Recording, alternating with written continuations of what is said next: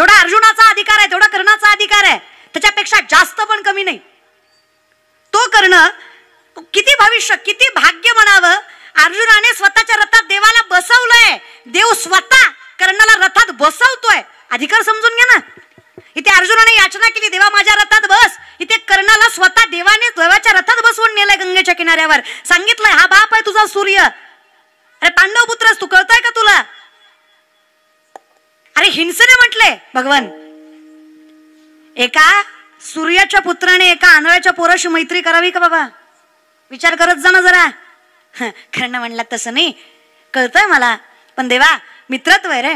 काय मोठेपणा सांगू माझ्या मित्राचा. अरे काय मोठेपणा सांगू देवा माझ्या मित्राचा. माझा मित्र चालत चलतो आणि मला पालखीत बसवून नेतो. देव म्हणला म्हणूनच तुझं कसं करावं ते कळत नाहीये. अरे वेड्या, त्याचं कारण नीट ऐक. तू जर पालखीतनं उतरून त्याच्या सोबत चालायला लागलास तर अख्खं विश्व फक्त तुझ्याकडे बघणार आहे. त्या दुर्योधनाकडे कुणी बघणार नाहीये. तू सामर्थ्यवंत आहेस, धनवान नाहीयेस, पण तू इतका तपस्वी, इतका योगी, अरे इतका ताकदवर आहेस, तुझं रूप इतकं देखणं आहे, अख्खं विश्व तुझ्याकडे बघणार आहे. तुझ्या सामर्थ्यासमोर त्याचं सामर्थ्य शून्य होणार आहे हे कळतंय दुर्योधनाला. म्हणून तुला कौतुकाच्या पालखीत बसवलंय आणि स्वतः चालतोय. एवढं सांगूनही कर्णाने शेवटी देवाचं ऐकलंच नाही. माझ्या शब्दाची गांभीर्यता लक्षात घ्या. संगत इतकी वाईट असते की फक्त दुर्योधनाच्या संगतीमुळे सूर्यपुत्र असणारा कर्ण जगाच्या मालकाचं सुद्धा ऐकत नव्हता. सांगणारा विश्वाचा मालक आहे, साधा सुद्धा माणूस आहे का? त्याचंही कर्ण ऐकत नव्हता का तर संगत दुर्योधनाची होती. आमची तीच अवस्था आहे. देवा मला आवडत नाही याचं कारण वेगळंच आहे. ॲटमॉस्फिअर आमचं, आम्ही ज्या वातावरणात वाढलोय ना, आम्ही जी संगत निर्माण केली, आमच्या ज्या आईबापाचे संस्कार आहेत, देवाकडे जाऊच देत नाहीयेत आम्हाला. देव आवडूच देत नाहीयेत. आणि देव कुठल्याही स्वरूपामध्ये गोड आहे रे. कसा आहे? करारविंदेन पदारविंदम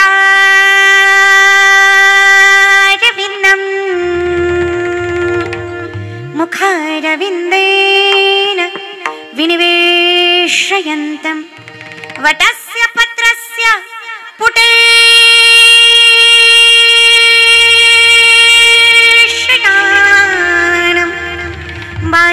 मुकुंदम मनसा स्मरामि.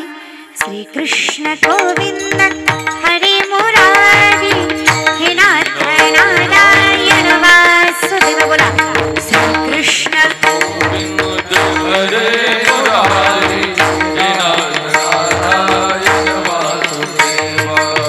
जीवे पिबत्वामृतमृत देव, जीवे गोविंद रामोदर माधवेति. श्रीकृष्ण गोविंद हरे मुरारी हे नाथ नारायण वासुदेव.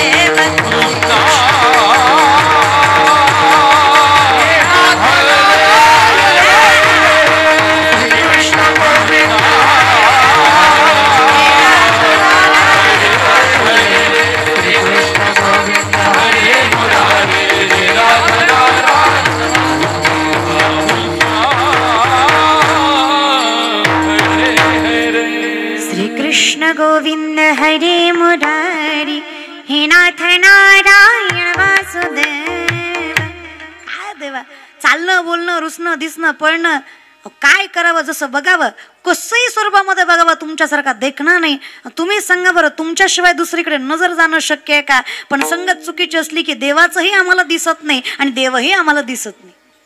अवस्था वाईट आहे. मला देव आवडतोय, प्रारब्ध चांगलं आहे. मग जिथे सामर्थ्यवंत असणारे कबीर महाराज नामदेवरायांची कौतुक ऐकतायत कानावर आणि नामदेवरायांच्या दर्शनासाठी जातात पंढरपुराकडं. त्याच पंढरपूरला जात असताना 3 बायका भांडताना दिसल्या. 3 बायका भांडताना दिसलेला बघून कबीर महाराजांनी विचारलं, का ग माय माऊल्या का भांडताय? आता भांडणं स्वभाव आहे आमचा, पण का भांडताय महाराज? बरं का माय, तुम्ही आयुष्यात आहे ना सगळं करायचं तेवढं करता तोंडानं घालवता. तसं तुमच्या इतकी ताकद कोणात नाही माय. तुकोबारांना देव भेटला यात वादच नाही. पुरुषांना परमार्थ करावा लागतो तेव्हा देव भेटतो. चाष्च्या माय मावल्या, आपण साधा संसार जरी सामर्थ्यानं केला ना तरी देव भेटतो. इतकी ताकद आपल्या संसारात सुद्धा आहे. काही करायची गरज नाही आपल्याला. नाही आपल्याकडनं भजन जमलं, आपण नवरा नीट सांभाळला तरी देव आहे. फक्त नवरा नीट पाहिजे. नाही, नवरा नीट सांभाळायला नवरा नीट पाहिजे ना.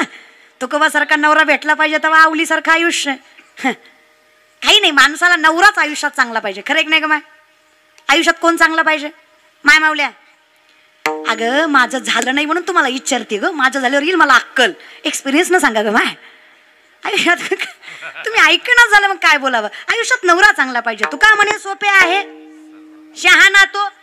आम्ही तो परमार्थातला सांगितलाय, मी संसारातला जोडला महाराज बरं का. दोन्हीकडला शहाणाच लागतो, हो की नाही? ताकद आहे का? अगं लय ताकद माय. अगं तुकोबारांना परमार्थ करावा लागला. तुकोबारांना 2 बायका, रखमा आणि जिजा, जिला आपण आवली म्हणतो. दोनही श्रीमंताच्या, जागीरदार बापाच्या. आवली जिजाऊ नाव तिचं. खरं तर 2 जिजाऊ महाराष्ट्रात सामर्थ्यवंत झाला. एका जिजाऊनं धनी दिला, परमार्थाचा कळस उभा टाकला. एका जिजाऊनं पुत्र दिला, हिंदवी स्वराज्यासारखं स्वराज्य देखणं निर्माण झालं. दोनही सामर्थ्यवंत आहे. पण कधी कधी वाटतं जिजाऊंच्या संस्कारात कुठे कुठे या शारदीय महोत्सव आहे, शब्दांना माफ करा माझ्या काही चुकलं तर. पण गुरुजी तुम्हीच सांगा, हा महाराष्ट्र आहे का जिथं बदलापूर सारख्या, पुण्यासारख्या, लातूर सारख्या घटना आमच्या महाराष्ट्रात घडत असतात? कुठल्या नजरेनं बघतोय आम्ही बाईला? शाहिस्तखानाच्या लाल महाला छल्ल्यात शाहिस्तखानाच्या बहिणीची पोरगी कुठेतरी लपली. शाहिस्तखानाच्या बहिणीची पोरगी कुठेतरी लपली. बायकोला वाटलं मावल्यांनी पोरगी उचलली. शाहिस्तखानाची बायको पळत पळत आली. जहापणा मुझे लगता है शिवा के मावलों ने बदले की आग में लड़की उठा ली. शाहिस्तखान शत्रु है, पण बायकोला सांगतो बेगम जबान को लगाम दे, शिवा के मावले है वो, उनकी ऐसी परवरिश नहीं कि बेटी की तरफ गंदी नजर से देखे. बेटी उनकी हो या अपनी, औरत जात की इज्जत करते है वो. कौतुक बायकोला वाटलं, क्या लगता है आपको शाहपना, हमने उनकी बहु बेटियां उठाई, यहाँ तक उनकी इज्जत तक लूट ली, गंदी नजर से देखा. हमारे सत्ता के कारण उनका इस्तेमाल किया तो शिवा बदला नहीं लेगा. बेशक वो शिवा बदला जरूर लेगा.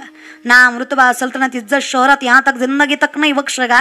लेकिन जबान देता हूँ बेगम, इन आंखों ने देखा है उस शिवा को, हर औरत जात को देवी की तरह पूछता है वो बंदा. परवरिश को नतमस्तक करने को जी चाहता है उस बंदे ने. बेटी उनकी हो या अपनी, हर बहु बेटियों को अल्लाह की तरह पूजा है वो शिवा है. परस्त्रिया सदा बहिणी माया, परस्त्रिया सदा बहिणी माया, सदा बहिणी माया, परस्त्रिया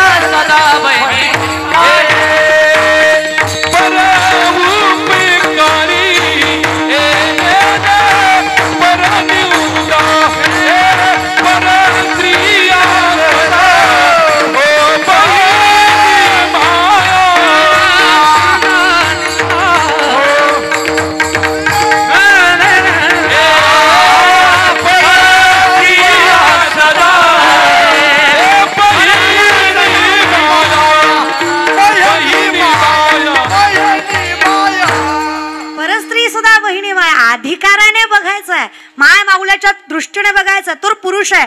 मी व्यासपीठावर सांगते, मी त्याला पुरुषच मानत नाही जो आई बहिणीकडे वाईट नजरेनं बघतो.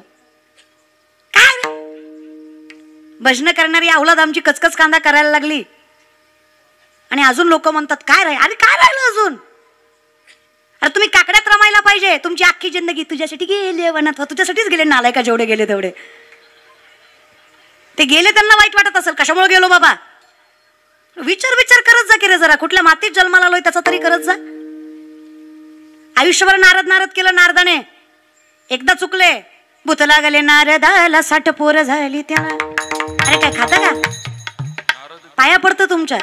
नारद चुकला चाळा, नारद चुकला चाळा बचनाचा, हिना पडली भोग चंद्र झाला करा. नारद चुकला चाळा, नारद चुकला चाळा बचनाचा,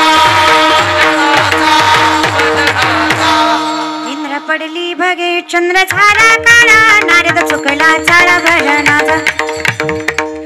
किती वर. आणि असं काही केलं ना, आपली कशी अवस्था माहिती? एक माणूस एका महाराजाकडे गेला, म्हणला वर्षात लेकरू झालं पाहिजे. खरं तर हाच विनोद आहे, पण मरू द्या. महाराज म्हणला हरकत नाही, नारळ घे, तुला वर्षात होईल. महाराजही भामटानी, होय भामटाच. हा वर्षाने आला, म्हणला भामटा आहे तू, नारळ घेतला, लेकरू नाही. महाराज म्हणला नारळ दुसऱ्यांदा घे, पण माणसात बोंबलू नको, झालं नाही. नारळ दुसऱ्यांदा घेतला. हा 2 वर्षाने आला, म्हणला पक्का भामटा आहे तू. 2दा नारळ घेतला, एकदा लेकरू नाही. महाराज म्हणले आजपर्यंत माझा नारळ फसला नाही, तुझ्या बाबतीत 2दा फसला, तुझंच काहीतरी चुकतंय. अचानक महाराजाला आठवलं. महाराज म्हणले का रे, जेवढी माणसं माझ्याकडे लेकरू मागायला आली सगळी बायको घेऊन आली. कळलं ते हुशार आहेत, जे हुशार आहेत त्यांनाच कळलं. तू दोनदा एकटा झाला, तुझी बायकोकडे आहे. ती मला लग्न नाही झालं. तुम्ही सांगा चास्कर किती नारळ दिलं लेकरू होईल. मी सांगते अशी नजर ठेवल्यावर किती भजन केल्यावर देव भेटतील.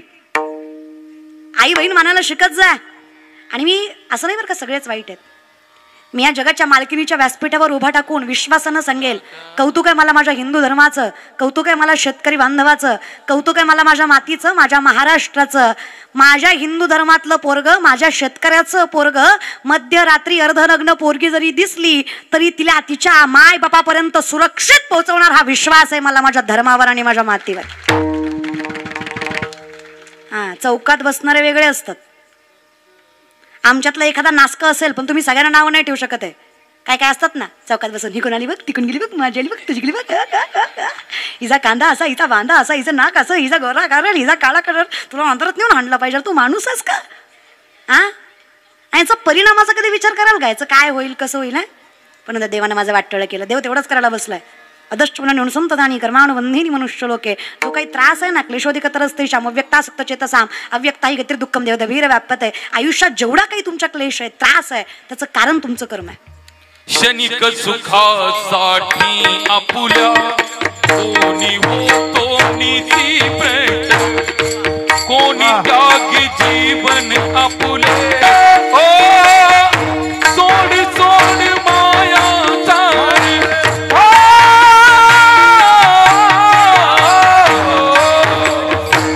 सोड सोड माया चारी, आहे जग हे नदीवर, पैसे जात कर्मा दैसे, दे थोडे विश्वर, दैसे जात कर्मा दैसे, दे थोडे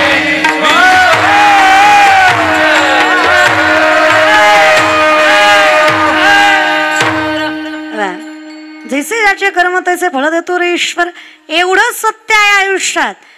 हे माझ्या पूर्वजांचं कर्मच आहे की मला तू आवडतोयस. हे माझं प्रारब्धच आहे. उगाच कसं आवडशील देवा? आता जगाला काय आवडतं हे आम्ही सांगायची गरज नाही. वाईट गोष्टीचा नियमच आहे, पटकन लागते. चांगल्या गोष्टीचा नियमच आहे, लवकर लागतच नाही. आवड फार इतकी सामर्थ्यवंत गोष्ट ना. भजनात मन रमतं, भजन आवडतं. आयुष्यातला सगळ्यात मोठा धनवान व्यक्ती आहे ज्याच्या गळ्यात तुळशीची माळ आहे, कपाळाला गंध आहे आणि त्याचं मन विठ्ठलाच्या भजनात रमतं. याच्यासारखी श्रीमंती दुसरी नाहीये. आणि सगळ्यात दलिंदर तो बंगलावाला ज्याच्या बंगल्यात हरिपाठ नाहीये, काही खायचं नाहीये त्याला. इथे एवढे मायबाप बसलेत. एखाद्यानं खात्रीनं सांगा, माझं लेकरू बायको आली की मला त्रास देणार नाही याची मला गॅरंटी आहे. चास्कर बसलेले मायबाप, अरे तुमचंच आहे ना, पण तुम्हाला खात्री नाहीये आपल्याला सांभाळेल याची. संस्कार मी विश्वासानं सांगेल, ही काकडा हरिपाठ करणारी पोरं पैसा कमावतील नाही कमावतील याची खात्री नाहीये, पण धर्म आणि मायबाप जपतील याचा विश्वास आहे. हे परमार्थाची ताकद आहे. ते म्हणचाल ताई सगळेच तसे नसतात. महाराज लोक वाईट नसतात रे, वाईट लोक महाराज होतात. हा फरक समजून घ्या तुम्ही. तुम्ही काय करता, एखादा माळकरी चुकला की सगळ्यावर तसं, अरे नसतं रे. हे तुम्हाला कळलं पाहिजे. शहाणा कोण आणि वेडा कोण. जयाचा ऐक दड नाही तयासी परित्र पुस्सी काही, अशी गत आहे आपली आता सांगितल्याप्रमाणे. पण विनंती आहे, मग ती रखमा आणि ती जिजा जागेवर आलात का तुम्ही? रखमा आणि जिजा, रखमा आणि जिजा कोण? तुकोबरायांच्या बायका, दोन बायका. प्रथम रखमा, द्वितीय जिजा, जिला आवली म्हणतो आपण. रखमा दुष्काळात गेल्या, जिजा द्वितीय पत्नी, आवली द्वितीय पत्नी. लोक म्हणतात फटकळ आहे, पण तुकोबांच्या बायकोसारखी बायको नाही दादा. आपल्या काय बायका आहेत? काय तुकोबाची पत्नी होती दादा, आणि काय तुकोबराय होते दादा. एवढी श्रीमंत घरची लेख, पुण्याचं सासर तुकोबरायांचं, गोळवे सावकाराची पोरगी तुकोबराची बायको आवली. 1425 माणसं वन टाइम हाताखाली असायची तिच्या. एवढी श्रीमंत घरची लेख, नवऱ्याच्या घरी मिठासोबत भाकरी खायची. पण नवरा किती दयावान, दुष्काळात सगळं दिलं हे तर जाऊ द्या, अहो कणगीत बसून आंघोळ करायची. कणक कळते तुम्हाला, धान्य ठेवण्यासाठी त्या कणगीत बसून आंघोळ करायची. तेवढं सामर्थ्य नव्हतं घराचं, आणि त्याच कणगीवर एकच लुगडं वाळू घालायची. अख्ख्या संसारात तिला एकच लुगडं होतं माय. तेच फाटायचं तेच शिवायची, तेच फाटायचं तेच शिवायची. एका लुगड्यावर संसार केला तिनं. सावकाराची पोरगी होती, गरीबाची नव्हती. 3600 एकर ऊस होता तिच्या बापाचा